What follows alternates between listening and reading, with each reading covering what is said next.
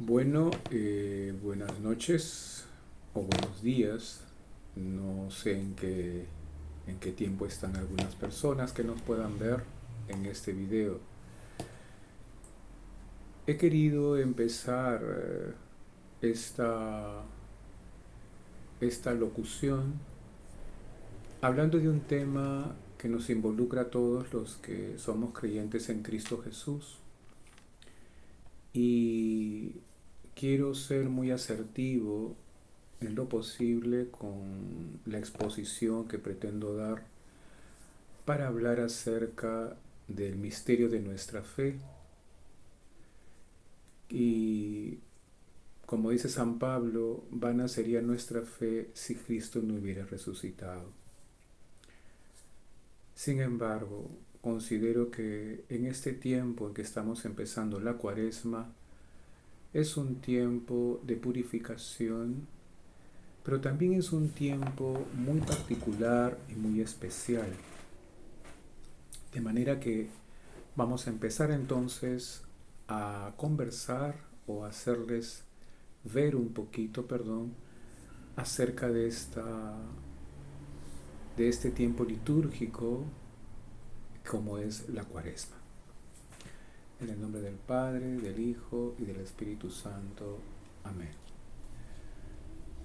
Te damos gracias, Señor, por este momento y te pido que nos ilumines para poder vivir en conversión constante a la luz de tu Hijo, a la luz de nuestro Señor Jesucristo, y a la luz de tu misericordia, Señor.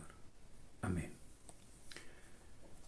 Muy bien, la cuaresma es un tiempo bastante interesante, pero también es un tiempo de identidad con Cristo. Muchos hablamos de la penitencia, hablamos de las abstinencias, ¿no? De los famosos sacrificios que uno puede hacer. Pero estos sacrificios, esta penitencia, esta abstinencia, sería nula o sería innecesaria si no hay un propósito noble para ella.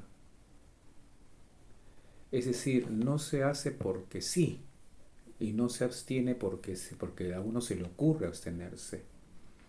No me parece saludable que una persona se reserve de comer algo sin saber por qué lo hace. Quizás, por ejemplo, una persona no quiere comer tal o cual comida por un tema de salud, cosa que me parece completamente coherente.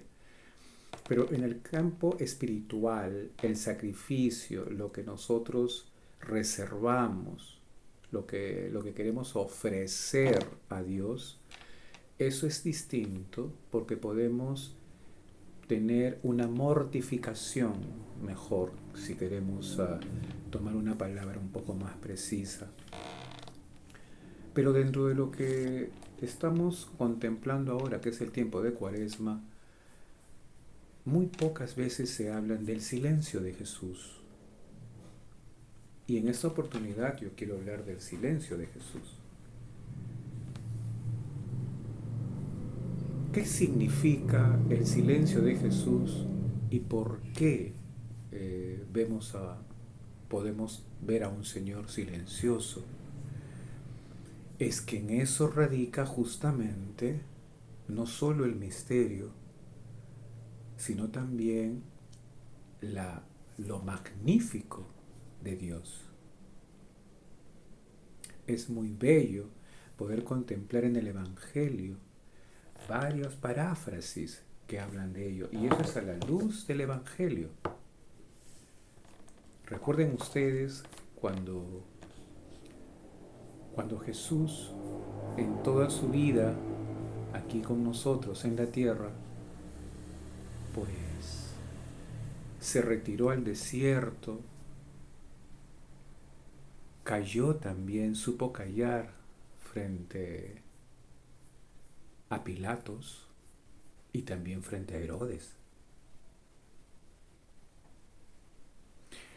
Pero no es el silencio acostumbrado al que nosotros podemos entender, que es callar por no contestar simplemente. No lo sé. Jesús tiene un silencio orante. Esos 40 días en que Jesús se retiró, no se retiró a huir de la gente porque estaba cansado. No. Fue a prepararse, ¿ah?, para lo que viene después. Miren qué interesante que es esto. Siempre hay un preámbulo para algo importante. Siempre hay una preparación.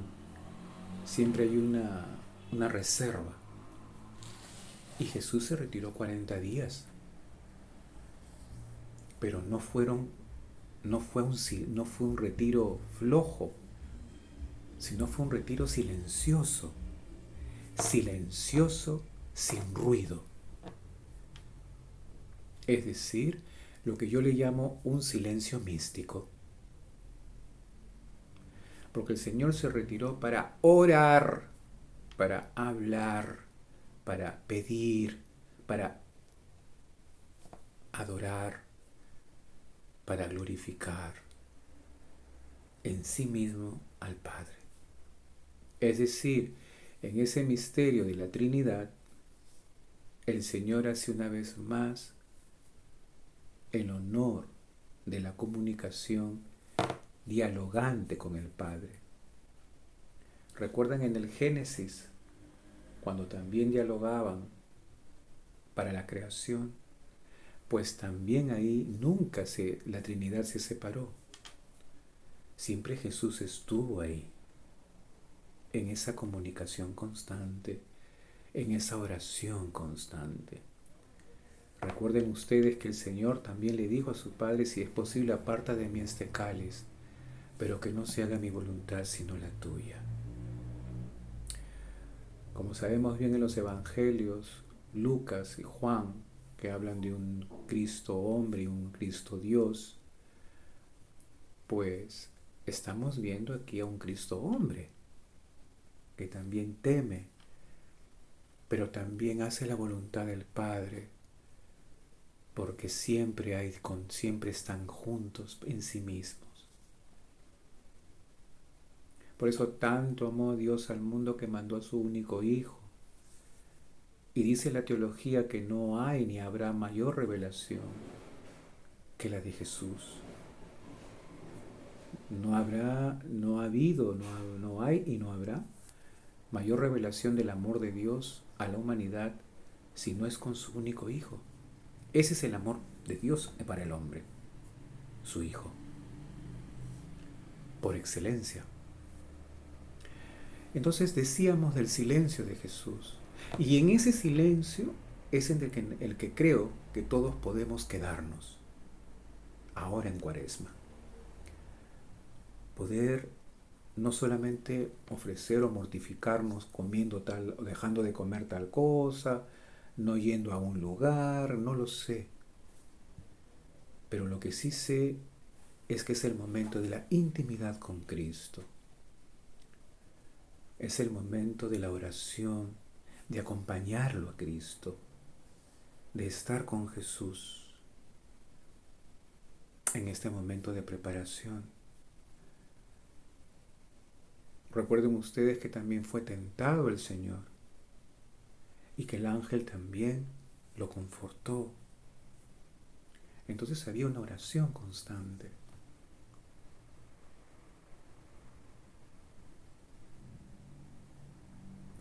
Por eso creo que ahora, en este tiempo, tratemos de convivir con el silencio de Jesús, acompañándolo al Señor en esta preparación, en este momento en que Él va a entregar su vida por nosotros, que esa es otra contemplación. Entonces yo les invito a que tengamos varios momentos de contemplación y de meditación, como sería el primer momento del retiro de Jesús, en esos 40 días. Que por cierto es un momento también de acompañamiento a su madre, a la Virgen María, que también ella vivía su humanidad muchas veces sin entender lo que pasaba, solamente se dejaba llevar por fe, ella actuaba por fe. Es verdad que el Señor Jesús, nuestro Señor, nunca quiso morir en la cruz. ¿Quién quiere morir en una cruz? ¿Quién quiere ser perforado con unos clavos y morir en la cruz? Nadie. En su sano juicio nadie. Pero nuestro Señor se dejó llevar como una oveja al matadero, sin decir palabra alguna, sino más bien se dejó llevar por amor y por obediencia al Padre. Recuerden ustedes que Jesús en la pasión le dijo: no lloren mujeres por mí, lloren por sus hijos. El Señor tenía claro su misión. Y me pregunto, ¿nosotros tenemos clara nuestra misión? Acostumbrémonos, sobre todo ahora en Cuaresma, a acompañar a Jesús en esa preparación y a la vez prepararnos nosotros para lo que viene. En un momento de falta de sacralidad. Ya la Semana Santa se ha convertido en vacaciones, de paseo y relax, y dejamos la esencia de lo que es la Cuaresma, que es la preparación para lo que viene después, que es la absoluta y majestuosa oblación de Cristo. En la medida que nosotros entendamos esas contemplaciones del Señor, de lo que viene ahora, de lo que va a hacer, vamos a poder entender nuestra vida como sacerdotes o como religiosos e incluso como laicos, para saber para qué nos preparamos, qué es lo que el Señor quiere en mi vida, qué me pide a mí, con qué generosidad le puedo ofrecer al Señor algo de mí. A veces yo, cuando voy por la calle con clériman o quizás con una sotana, ¿por qué no? O quizás tú, hermano, con un hábito o con una cruz en el pecho, pero en este caso, los sacerdotes, tengan por seguro que vemos que siempre hay gente que el Señor nos pone en el camino, con lo que podemos dar un saludo, una bendición al mendigo, al pobre. Esta tarde caminaba por la calle y había un muchacho muy joven, haraposo, y me dijo: padre, colabóreme por favor. Entonces lo vi con ternura, porque su juventud me enterneció y su fragilidad también, su vulnerabilidad, me dio ternura. Y recordé que tenía un pantalón en mi maletín, que era un pantalón de verano que lo iba a usar. Le pregunté si lo quería y me dijo que él quería una platita, pero igual me lo aceptó. Y me dijo: no me lo puedo poner ahora, pero me lo voy a poner. Se lo di y también le di la bendición. Entonces, una vez más me doy cuenta que el Señor sí me invita a vivir lo que yo recibí para dárselo a los demás. ¿Y qué cosa es eso? La buena nueva. Es la gracia que hemos recibido los sacerdotes cuando hemos sido ungidos para poder dársela a nuestros hermanos y más aún a los pobres, a los que sufren. Porque el chico me regaló una sonrisa un muchacho pobre y quizás con carencias intelectuales de repente. Y ahí es donde está el rostro de Cristo, ahí, o en los niños. Por eso yo los invito a que en esta cuaresma estemos atentos y contemplativos, que podamos meditar ese silencio de Jesús, que también Él, cuántas veces lo ha demostrado en la palabra, en el Evangelio, que también a Él prefiere lo más pequeño, lo más débil. ¿Cuántas veces resucitó a Lázaro, levantó al paralítico, resucitó a una niña, dejó que los niños se acerquen a Él? ¿Qué nos muestra el Señor? Nos muestra su amor. Y la única manera de poder acercarnos a ese milagro del amor de Dios es dejándonos amar por Él. Y para dejarnos amar por Él, tenemos que abandonarnos en Cristo. Por eso, queridos hermanos, amemos al Señor en esta cuaresma y acompañémosle en su silencio misional o su silencio misionero. Un silencio que después va a ser majestuoso en su sacrificio de oblación. Hay una paráfrasis muy, muy interesante que yo recuerdo muy bien cuando a veces no pensamos de que, y me da mucha pena, ¿no? Que a veces el desconcierto o los problemas humanos nos intimiden y nos olvidemos de la gracia de Dios. Siempre la oración va a ser un baluarte, un estandarte para poder estar en gracia. Y cuando tengamos estos encuentros, los tengamos de verdad.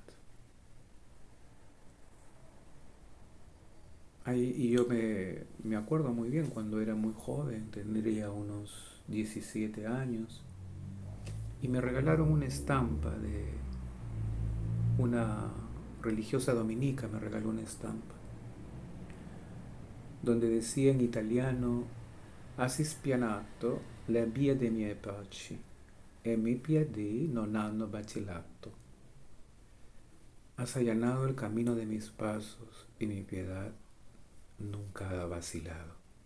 Mi misericordia nunca ha vacilado. Como ese capítulo tan lírico y bello, ¿no? Cuando dice: Señor, estabas caminando conmigo, habían 4 marcas de pies o de zapatos en la tierra, pero ¿por qué me dejaste? Después solamente veo mis zapatos, ya no estabas tú. Y el Señor le dice: no, no es así. Esos zapatos no son tuyos, son los míos, porque yo te llevo a ti en mis brazos. Entonces, hermanos, el Señor siempre está con nosotros y siempre nos invita y nos exhorta. Acompañémoslo a Jesús, a nuestro Jesús de Nazaret, a ese Señor que está ahora orante y está preparándose para la oblación de glorificación al Padre. Que el Señor nos bendiga, nos guarde de todo mal y nos lleve juntos a la vida eterna. Amén.